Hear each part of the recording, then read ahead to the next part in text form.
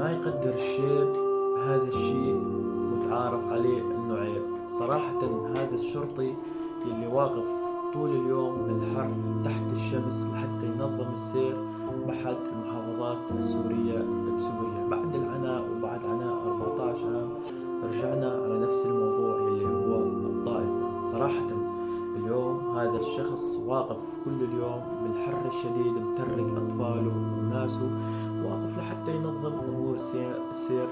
تجي هذه البنت لحتى تعبر الطريق فجأة تكون مخالفة بالقوانين ويوقفها، وبلشت بانتقادات بأشياء عنصرية بأشياء طائفية.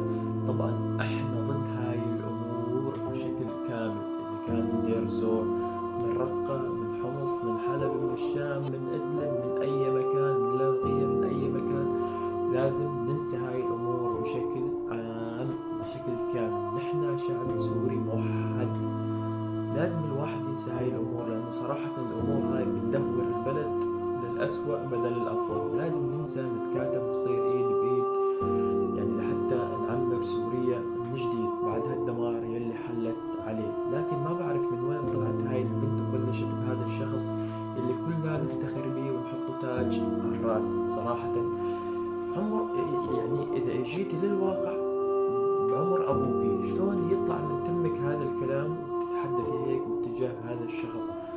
هذول الناس نحترمهم، هذول الناس نقدرهم، هذول الناس نحطهم تاج على الراس، لأنه هذول صراحة ينظمون السير، ينظمون القوانين. أنت لو منك مخالفة ما حدا مرك، ما حدا زت عليك وردة، لكنك مخالفة. بالأول وبالأخير الله يصلحك إن شاء الله، وكل الاحترام والتقدير إلك يا حجي، لأنك أنت شخص كبير بالعمر وكلنا نحترمك ونقدرك. اليوم اعتبريه، لا تعتبرينه كموظف مدني أو عسكري أو أي جهة حكومية، اعتبريه شخص مدني ما له علاقة بشي خاص بنوب، وساوى معك موقف ما لازم تحترمينه، تحترمين هاي الشيبة اللي بوشه.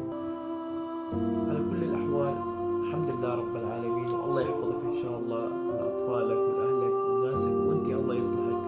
ولكن ما نقدر نقول أكثر من هيك. إيش رأيكم بالكلام اللي سمعتوه أو الشيء اللي صار مع هذا الشخص؟ هل هي على حق أم مو على حق؟ اكتبوا لنا آراءكم بالتعليق. كان معكم إياد ترند.